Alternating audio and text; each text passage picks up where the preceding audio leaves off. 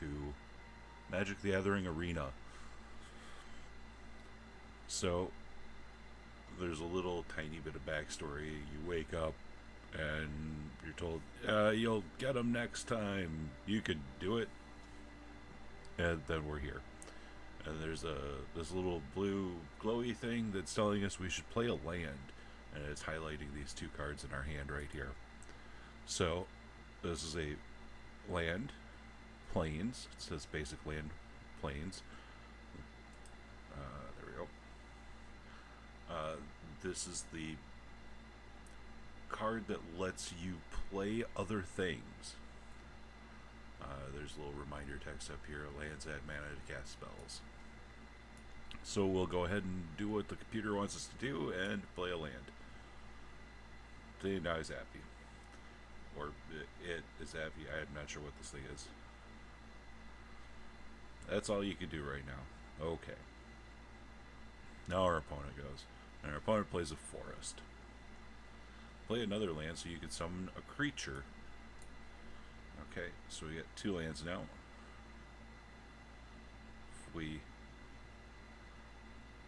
So what this is trying to tell you in its own precious little way is these lands tap to produce mana. And there's 5 colors of mana. Plains produce white. The forest our opponent has produces green. There's also red from mountains, black from swamps, and blue from islands. You can tell what the land produces by the little symbol here in the box. At the top of the card, it shows what the mana cost is. In this case, you need 2 white mana produced from 2 separate planes in order to put this card into play. So we'll summon this. You can summon creatures to fight for you.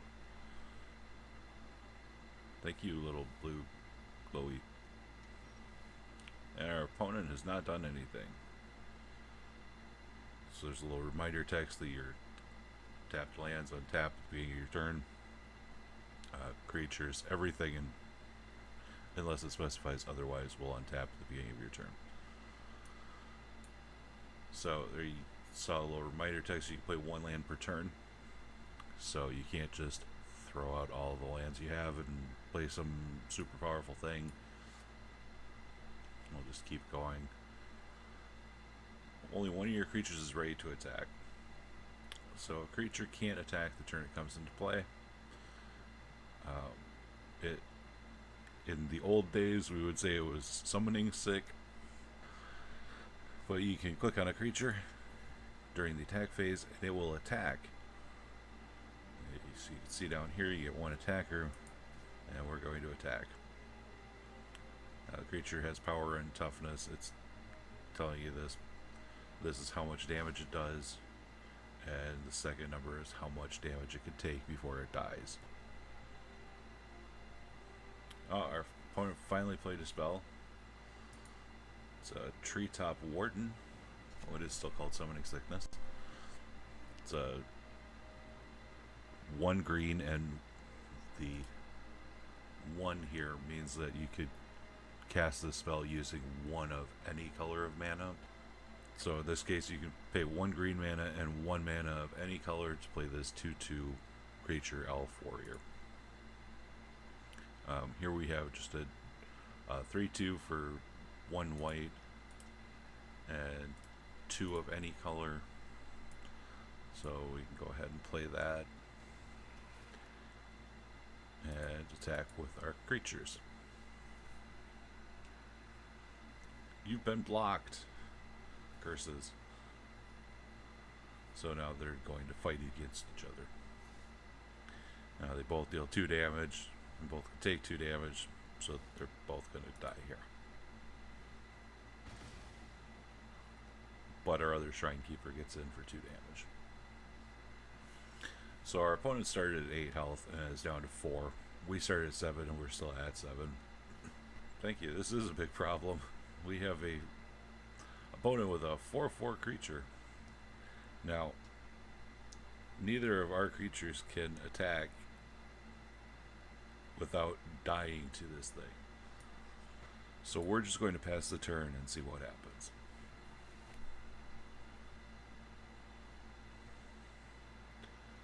Oh no, that's big. That's an 8/8. The opponent just cast a spell called Feral Roar, 1 green and 1 sorcery. Target creature gets +4/+4 until end of turn. So now his 4/4, or sorry, her 4/4 is now an 8/8. So we're in a position where if we don't block, we die. So we have to choose to block with something. So we're gonna sacrifice our Shrine Keeper to keep ourselves alive.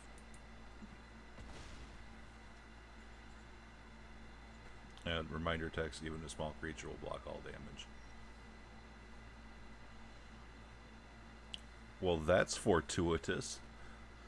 We seem to have drawn a card called Take Vengeance, which will destroy a tapped creature. So when a creature's attacked, it will tap. Here, there's just a little symbol, and they're sort of grayed out a little. But we're going to go ahead and take vengeance upon this rumbling Baloth, where he has been a menace to us. And we shall attack our opponent.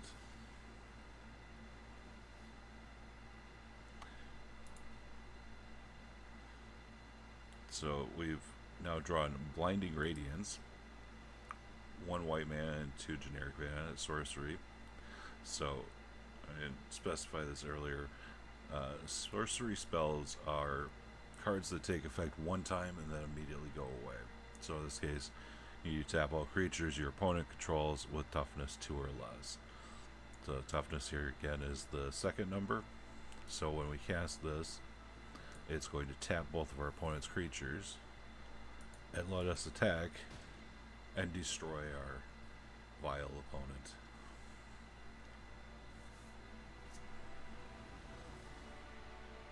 And we are victorious.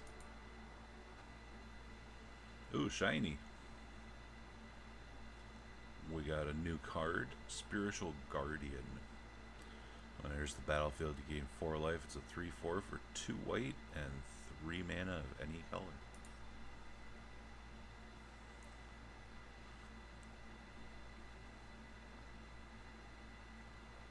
Have to be prepared for anything.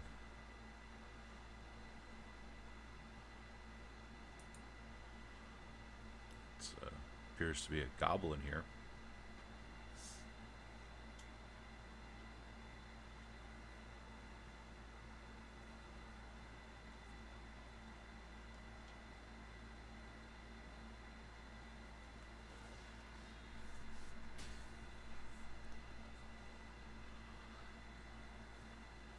So here we have our first exception to the rule. Raging Goblin is a 1/1 for 1 red mana. Goblin Berserker. It has haste. Haste lets a creature attack the turn it was summoned. So unlike our Shrine Keepers here that have to wait a turn to attack, this little green bundle of joy gets to charge in and hit us for a point of damage on turn 1. Unfortunately, all we can do is play our planes and hope for the best. Maybe worry just a little bit. Yes, we now have 3 Raging Goblins hitting us.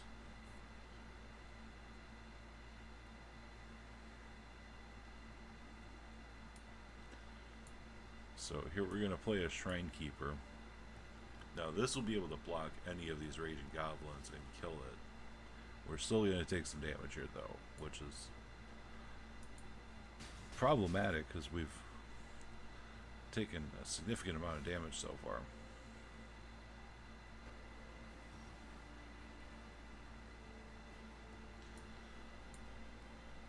So we're going to go ahead and play our Shrine Keeper again. And we have a Sanctuary Cat, a 1/2 cat for 1 white mana.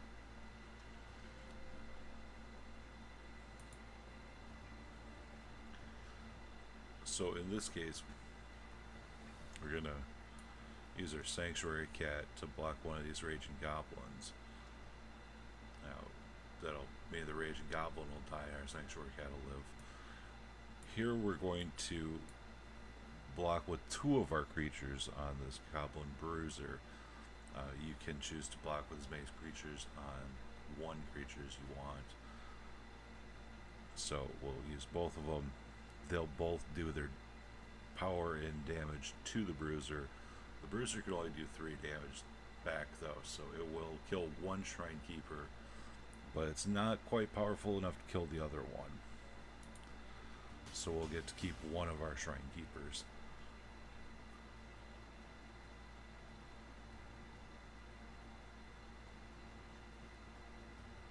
Oh no, the Goblin Grenade. So our opponent sacrificed 1 of their goblins in order to deal 5 damage to us.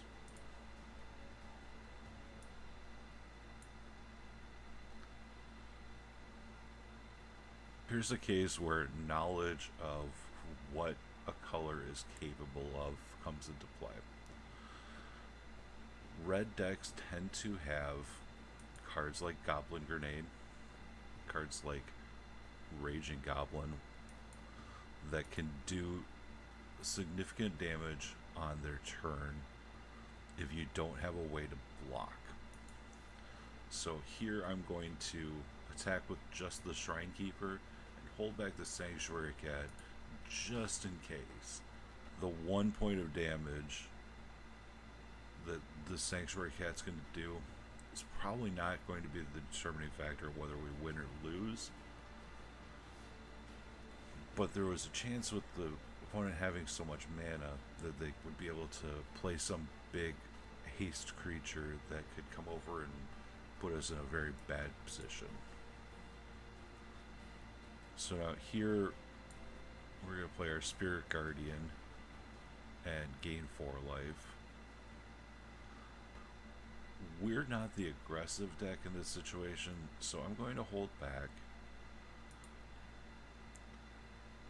Now on the opponent's turn, he's showing you what not to do.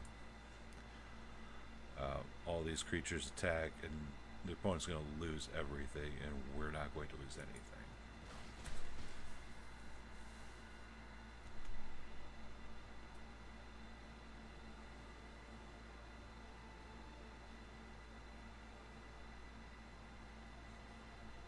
So this has a, much like our Goblin Gang Leader up there, or our Spiritual Guardians, this has a ability that triggers when it comes into play. It deals 3 damage to each player. So here we're going to cast another Spiritual Guardian. I'm going to go ahead and attack with 1 because I still have creatures that can defend. Here I'm going to sacrifice my 2 small creatures in order to kill off that big creature. And we're still left with a pair of 3/4s here to fight our enemy with. And once more we're victorious. We've vanquished the Fall Goblin.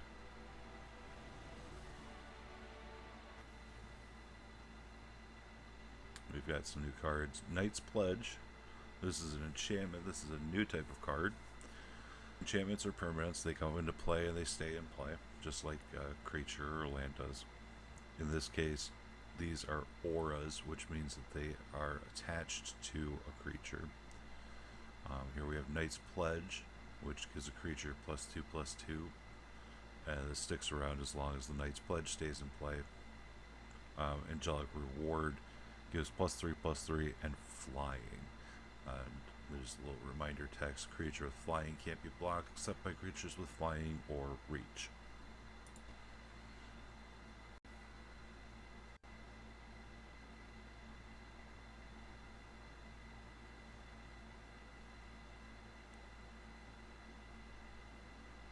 His knowledge is boundless.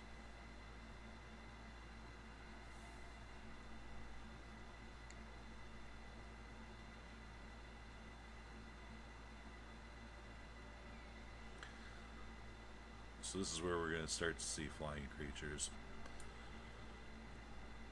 Again, you can only block a flyer with another flying creature or a creature that has the keyword reach.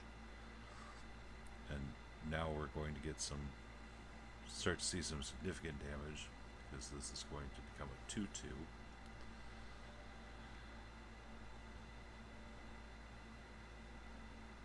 And there's nothing we can do about it quite yet. So we have to hope our deck will provide us with an answer. Well, we got Knight's Pledge, so our creature's bigger. If this becomes a race between their creature and our creature, we're going to win. Ours is just bigger, it's going to fight them quicker. Now here they've played a 0/4 creature. Obviously this isn't a very good attacker, but it's going to stop our Sanctuary Cat from being able to deal any damage. So we're going to just cast our Lockstone Linebreaker and skip the attack.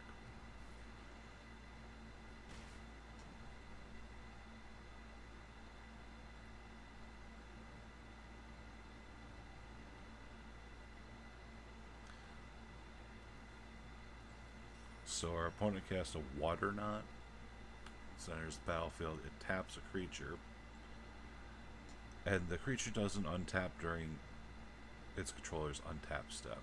So this creature will stay tapped until I can remove this Water Knot. Unfortunately, I don't have a way of doing that right now. So what we're going to do is make our Sanctuary Cat bigger and start punching our opponent. Kitty smash.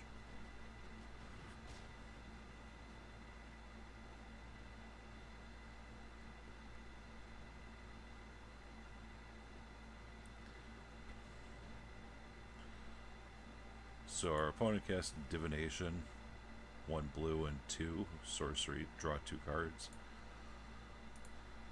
So that helped them refill their hand a little bit.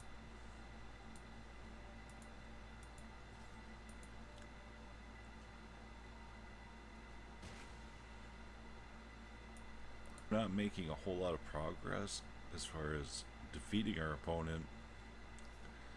We keep playing these little crabs to block our cat. Now we're in a much bigger problem because our 5/6 cat, which was chewing through everything, can be blocked by the 4/6. Except that now we've drawn an angelic reward. We've been rewarded for our patience. So now we're going to make this cat huge. It's an 8/9 flyer, which means that the dinosaur here, Plagosaur, cannot block it anymore. So now we can attack with our 8/9 Sanctuary Cat.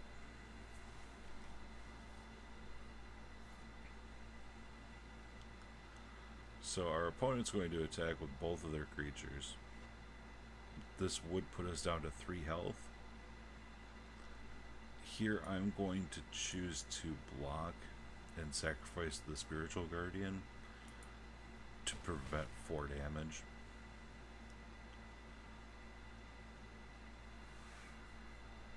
I'm beginning to think that maybe this merfolk isn't as wise as they seem.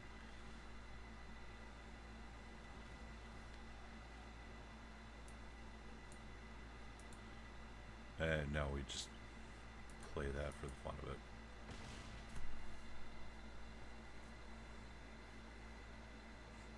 And yet another villain vanquished. And we've unlocked a new type of card. In this case, it's an instant. Instants are like sorceries. The effect goes off once and then it's gone. The difference is instant cards can be cast on your opponent's turn as well as your turn, whereas a sorcery can only be cast on your own turn. So this game, I suspect, will involve casting many instants.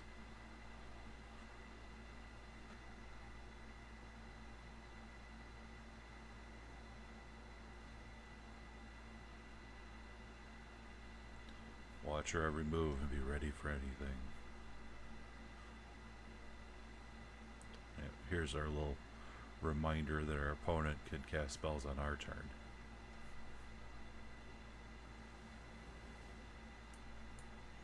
Well, we can only do one thing, and that's play a Sanctuary Cat, so... Meow, motherfucker. See, our opponent's taunting us. I think it's a bluff. I'm gonna attack. Oh no, we've been bamboozled. So our opponent casts Cruel Cut, 1 black and 1 instant. Destroy target creature with power 2 or less. So this isn't really a gotcha situation the way they're making it out to. This card, we would prefer it to have been used on our cat as opposed to using it on our Shrine Keeper, which is slightly bigger.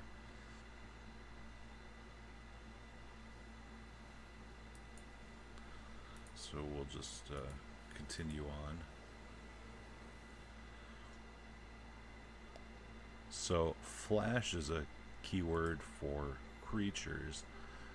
In essence, it makes a creature similar to an instant. This card can be cast on your turn or on your opponent's turn.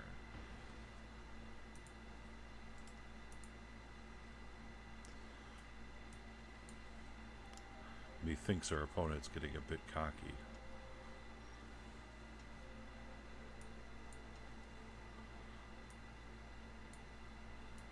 We'll just make a big creature and fight her with it.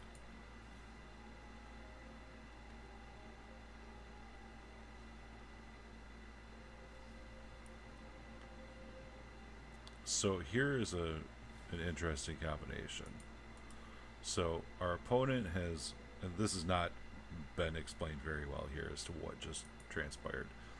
Our opponent cast a Nimble Pilferer in order to block our creature. After the block had been made, they sacrificed it using this card, Altar's Reap. Once a creature has been blocked, it's considered blocked and will not do damage. So even though the creature is not there anymore, our Shrine Keeper no longer can do damage.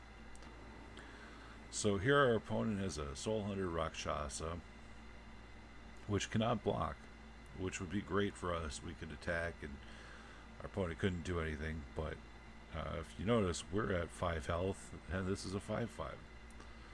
So we need to hold our shrine back and make use of this tactical advantage card in order to be bigger than the Rakshasa. Remove it.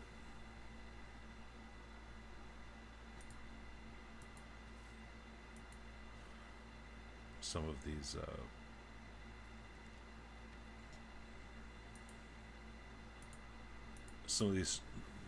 more stranger cases that you sort of just have to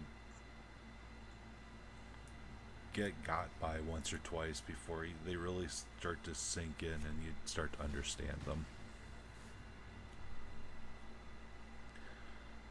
I will point out this card game was invented in 1993 and it was basically the first of its kind, so a lot of things are a little bit clunky and are probably things that wouldn't be done today.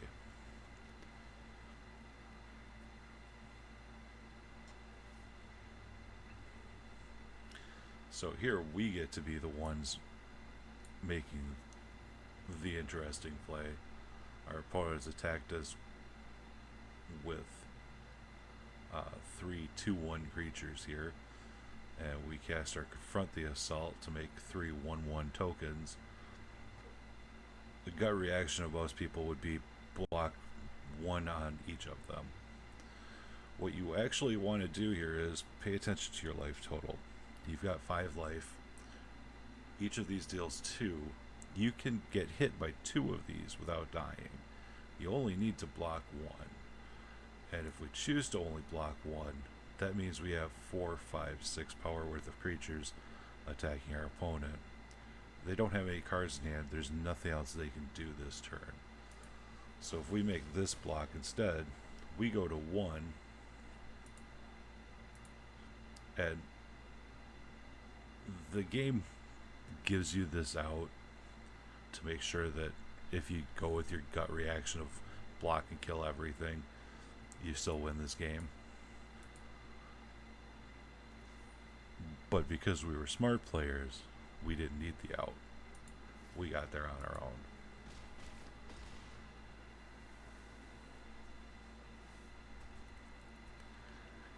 And the Dragon Hand Shadow falls before our mighty white deck. Here we're going to begin to deal with rarity.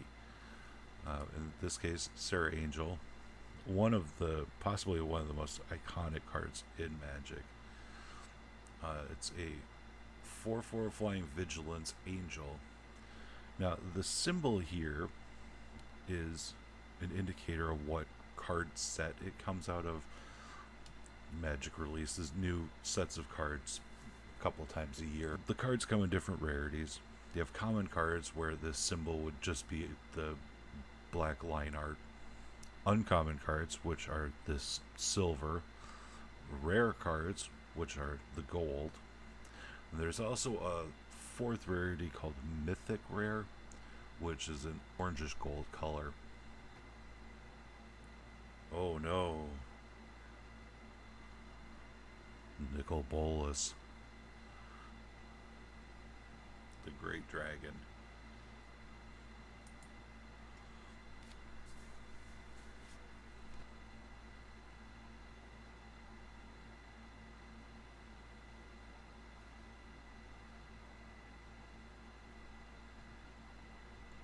So you may have noticed that as we've progressed through the games, we keep starting games with more and more cards in hand.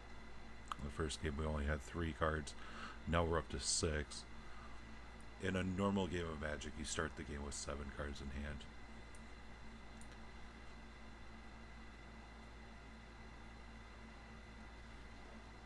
So here, when this comes into play, each player discards a card. So we're going to discard one of our lands here, because we still have 2 more planes. And our opponent discarded a volcanic dragon. Our little sparkly blue friend here is right to question why they would discard something so powerful as a 4/4 flying haste creature. Black is notorious for being able to resurrect their creatures from the graveyard. So here they've killed off our little shrine keeper, our little buddy here who's done so much good work for us. So we're going to play our Loxodon Linebreaker. At this point, we're sort of maybe regretting throwing away that plains, because we need to get to 6 mana to cast this Inspiring Commander, and we're sort of at the mercy of our deck as to whether we're going to get there or not. Okay, so because I had this tactical advantage, I attacked my 3/2 and did Bolas's 2/2. And here I'm going to trade my 1 mana trick for their 2 mana card. Also, I had nothing else to spend mana on this turn, so trading my creatures off. So here you get to see some of that resurrection that black does. Rise from the grave, 1 black and 4. Put target creature card from a graveyard onto the battlefield under your control. That creature is a black zombie in addition to its other colors and types. So now we're facing down this 4/4 flying haste dragon we're in a bit of a race for our lives.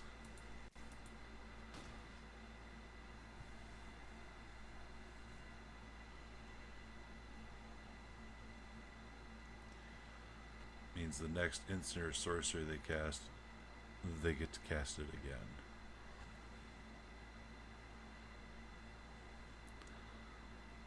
So they're going to make a copy of this Seismic Rupture, which deals 2 damage to each creature without flying. And all of our creatures are dead now. And we're struggling.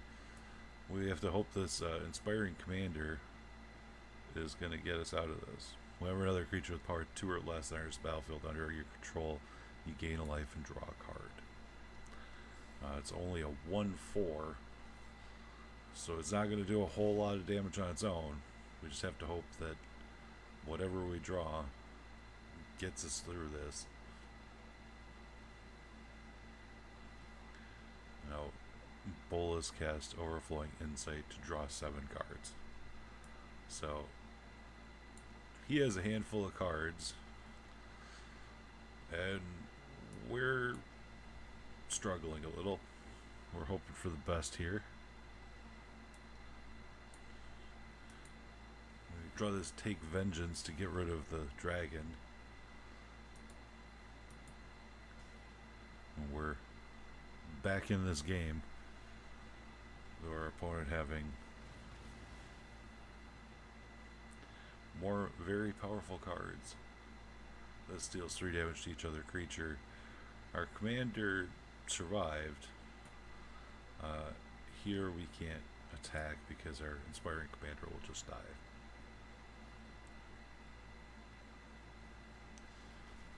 And Bolas has another Volcanic Dragon. Here we're going to cast this Confront the Assault. And we're going to get 3 creatures and draw 3 cards. We're going to block 2 on this dragon, 1 on the Chaos Maw to absorb this 6 damage. Here we're going to use our tactical advantage to buff up a Spirit Token so that it'll kill off that dragon.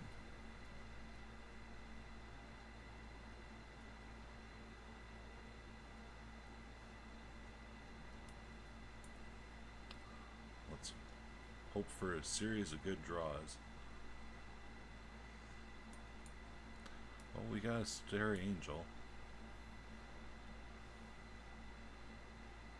That might get us through this. She's a powerful card.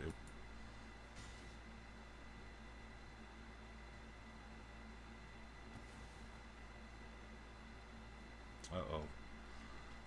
Cruel Cut on our Inspiring Commander means we've suddenly found ourselves in an awkward situation. So we're going to use our Sanctuary Cat here to block the Chaos Maw.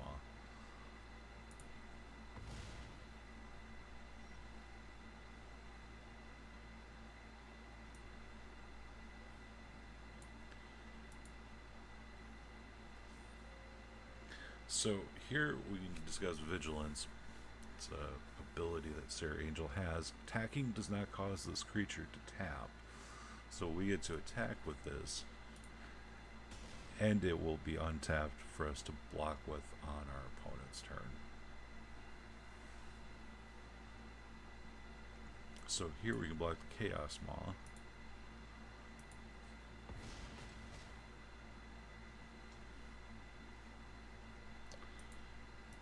And we attack with Starry Angel, and we defeat the evil dragon, Nicol Bolas. We've gotten our revenge. Woohoo!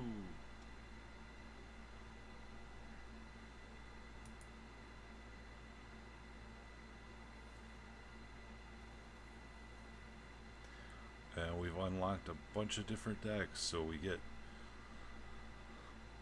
some free cards. Notice there's some rare cards in these decks. We already know about our Inspiring Commander here. So Sphinx, a Demon, an Ogre, and a Dinosaur.